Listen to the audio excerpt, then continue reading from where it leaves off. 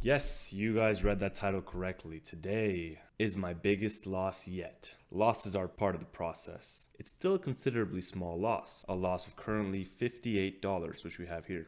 $58 loss. And we're going to go over exactly how that happened, why it happened, and how to avoid it. My first mistake was not looking at the overall market. Today, I failed to check the market, and I will now keep on a monitor on the side to check the S&P 500. As we see here on the 4-hour chart, since 1 a.m., the market has just been in a free fall, and you can see how drastic this drop is, right? Even right before the market even opened, it was selling off, which is not a good sign. This also affects our stocks, because if the stocks that we day trade aren't trading independently or don't have enough strength within themselves, then they're also going to be selling off. If we had a company that just announced that they solved cancer and it has low float, high demand, the price is affordable for all traders, that stock will skyrocket even if the market's selling off. Why did the market drop so hard today? We had a couple bearish news, but the one that stuck out to me the most is this article. The economy isn't quite as close to death's door as markets had thought. The Fed may well need to raise interest even higher in 2023 because the economy isn't slowing, so upward price pressures may persist. This is telling that the economy is growing, and since it's not as dead as the Federal Reserve previously thought, then it is okay for them to raise interest rates. The reason the Fed is doing this is because the Federal Reserve sees much more strength in the economy now, and they think it's okay for them to increase interest rates to be able to combat inflation. What happens when the Federal Reserve raises interest rates? This happens. That was my clear indication that today was not going to be the best trading day. My mistake was the lack of preparation. My first trades were on PRQR. Each of these red arrows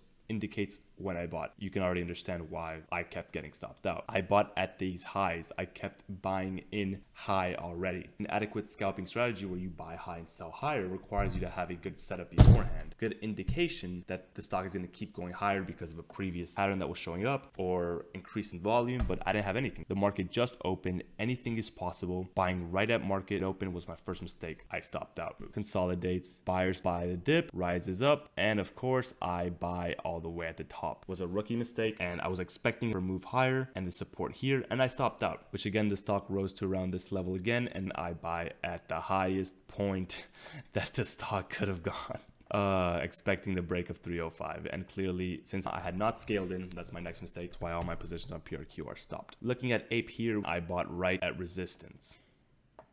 This was when the market opened. You had a nice red to green move. This is what it's called. It's a red move, trade sideways, then back up to green. The better idea would have been to buy at this level in order for the break of this. So when this rejects, I would have had time to stop out. There's too much volatility going on. Again, I buy into this high, thinking for the break, and I get stopped out. Or we had no pre-market movement that we could use efficiently. The stock rose up all the way to 5.25. At that point, it hit my scanners. I'm looking at it. I'm seeing the next move. An even worse thing that I would like to see is this. Such a huge red candle that flushed down. What this line means was that the price rapidly came up, and because there's so many heavy sellers, it just pushed the price back down instantly. And the fact that it's on the 1-minute chart is even worse, meaning that there's really a lot of heavy sellers up here. So clearly I didn't get the hint from here and enter here, and that's why we see using this candle right here, we could have predicted this. That is how I achieved a $58 red day. My biggest loss day so far, and there's only one way I'm going to proceed: reviewing, studying more, and getting ready for tomorrow morning. Thank you all for watching. Tavera Trading out.